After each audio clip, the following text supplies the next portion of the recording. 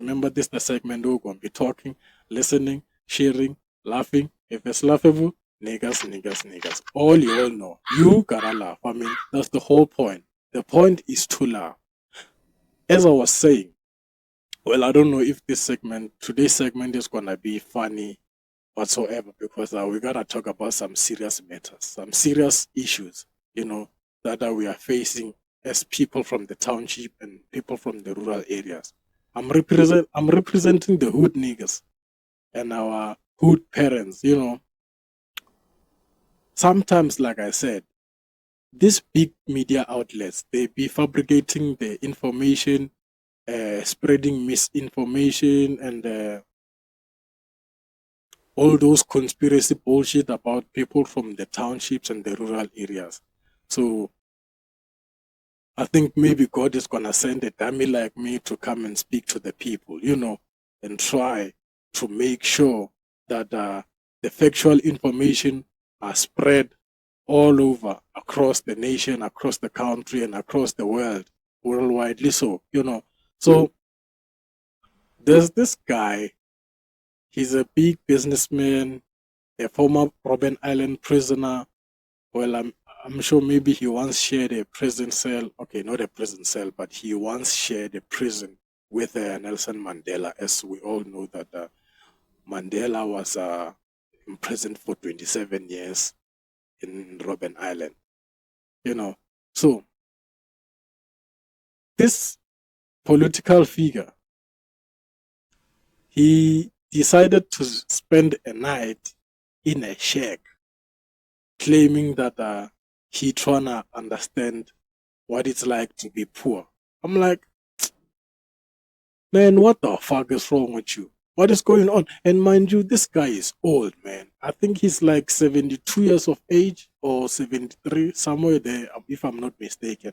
So this guy, he just decided to pull a media stunt by sleeping in a shack for a night.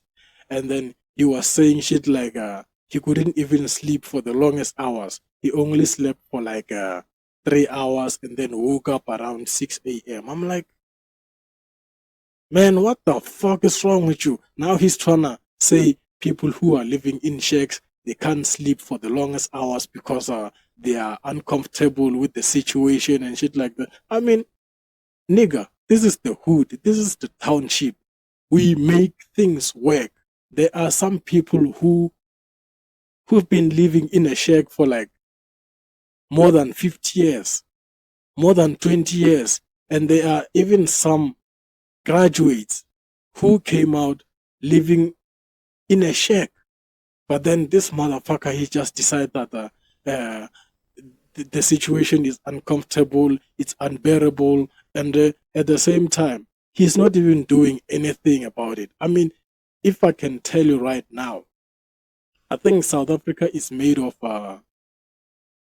if I'm not mistaken, maybe I can say 50% it's people who are living in the townships, and then maybe 40% it's people who are living in the rural areas, and then 10% it's probably people who are living in the cities.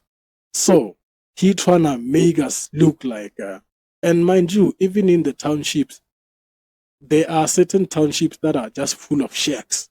So you're trying to tell me that that fucking community is having an uncomfortable sleep for the longest, just because you just decided to make a public stand, a media stand to be precise. And somebody told me that this guy, actually, let me just call him by name. Yeah. Let me just call him by name because when I'm busy paraphrasing, it's like, nigga, who are you talking about? Who are you talking about? I'm talking about Tokyo Sexwale. I mean, some people might call him Tokyo Sexwale because of how you spell his name, Sexwale. But he just made some huge headlines in the news, man, saying saying shit like he couldn't even sleep for the longest hours. I'm like, nigga, what did you expect? What the fuck did you expect? You're not used to this situation, and then now you're trying to talk bad, or you're trying to talk down to the people who are living who are staying in shacks. I mean, there are people who are living in shacks, like I said, who've been living in shacks for maybe more than 50 years, more than 30 years, and not because they want to or not because they love staying in a shack. There are no jobs in South Africa. Even the education here in South Africa, it's bullshit. The education system does not improve. And if the education system does not improve, how the fuck would you expect people to be well-mannered, well-educated? Well, all I can say is us, because I'm representing the hood niggas and the hood mummies and the hood fathers who are working day in and day out somewhere, taking fortnight shift and shit like that, just to put food on the table. I'm talking about somebody who's living in a shack. I once stayed in a shack, and I can't say I was uncomfortable. I mean, at some point you gotta accept your situation, because sometimes there's just nothing you can do about the situation. The government officials are chowing the tender monies instead of building us decent homes. I don't know when last they issued out a tender for RDP houses and shit. I mean, I'm sure they have issued those tenders, but the money and the construction, or maybe the infrastructure, doesn't reach the township people. I know some people who have registered, I know somebody who, not even somebody, I know a bunch of people who registered to get an RDP house. For it's been now more than 20 years. It's been now more than 20 years. They haven't received the house yet, let alone the bricks. Just give them bricks and then we'll try to build them something. But no, these fucking political figures, they just creating some media stunt that, okay, the money that is being allocated, we're gonna try to use it here and there and try to make shit work in the townships. And now they're even trying to install Wi-Fi's and shit in the township. I'm like, okay, that's a good thing. But how can you install Wi-Fi in the township? Meanwhile, we still have no houses. People are staying in shacks. Meanwhile, they are looking at their TikTok videos and shit like that. And then where now you can't even spend a fucking night in the township, you're claiming that you're trying to understand what it's like to be poor. First of all, you will never understand what it's like to be poor as long as you have money. Because this guy is, like I said, he's probably 72 or 73 years of age. But then he's still now trying to run for the ANC presidency. I'm like, nigga, you're supposed to retire because there's no good use that you're doing to the public.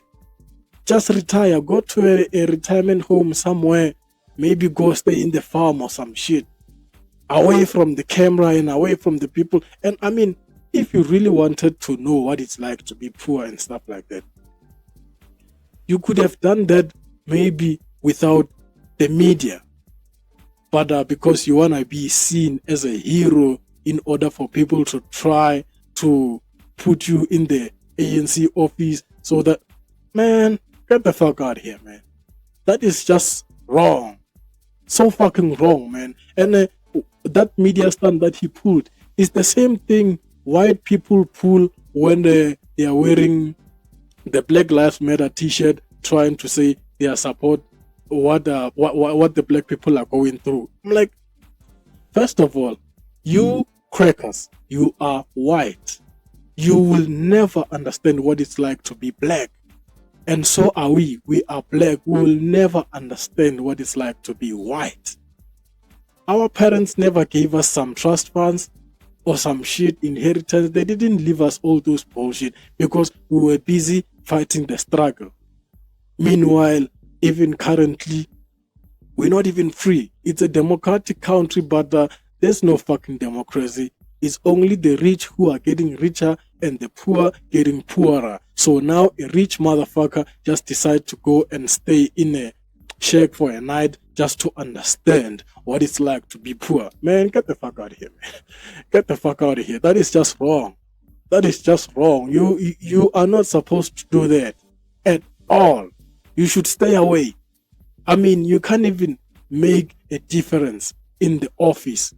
How can you do it? How can you make a difference on the ground if the office work is, if you are failing with office work? That's bullshit, man. That's bullshit. It's the same thing. Who's this guy? Prince Mashele said. He said that politicians and criminals are not different. The only difference between a politician and a criminal is that a criminal will rob you right in your face. They will scam you right in your face. But a politician will come to you and use all this big fancy language only to find out that this motherfucker is actually scamming you. They just come to you and then they be using all this big fancy word. You don't even understand every single word that they are saying. And then just for a media stunt, man, get the fuck out of here, man. Get the fuck out of here, man. There's a lot of money that's been looted in the government by all those fucking government officials. They are not doing any fucking thing. Even Malema right now, he's trying to ban the alcohol adverts on TV and shit like that. I think he's trying to say our country, most of our citizens in the country are alcoholics. Hey, like I said in the previous episode, these motherfucking politicians, when they are going on a rally, they invite young people and then they buy them alcohol. And then now you're trying to ban alcohol because whatever reason you have. Man, get the fuck out of here, man. Get the fuck out of here. There are no jobs in this country. We don't have jobs. We end up creating jobs for ourselves. Because you know why? The government is a fucking shit show. The government is run by someone who does not even live in this fucking country.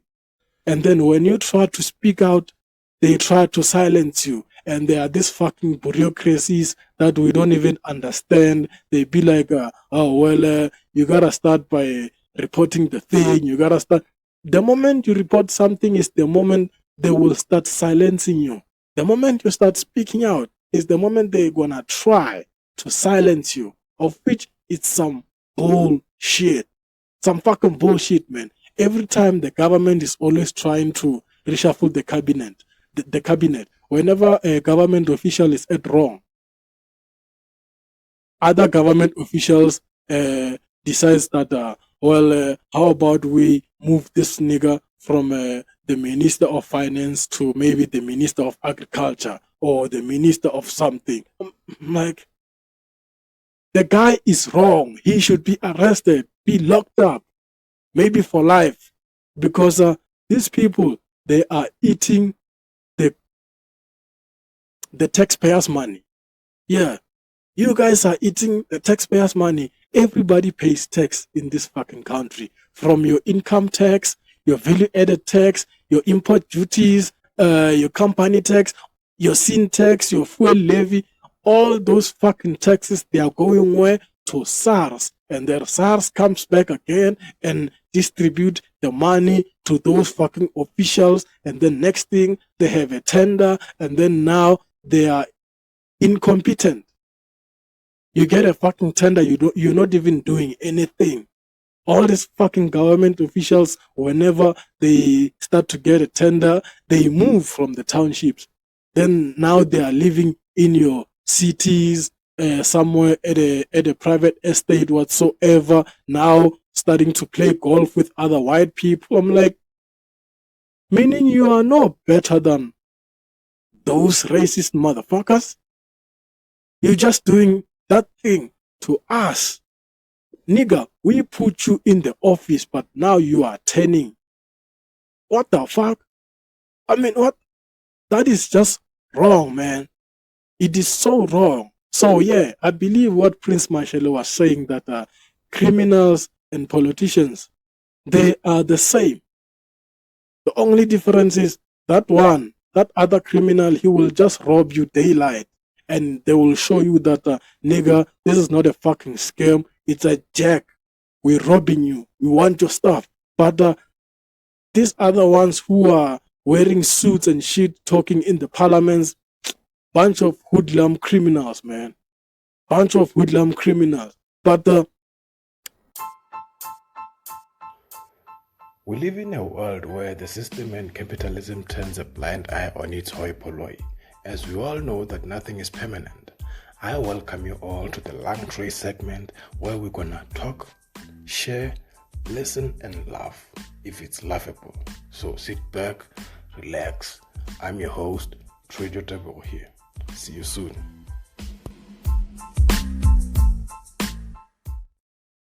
Trejo Tebugo from Turf Loop, but currently residing in Brakpan. I'm a scriptwriter and a filmmaker. I've always wanted to study film and TV production, but due to lack of funds, I ended teaching myself how to write scripts, shoot, edit, and direct short films and podcasts.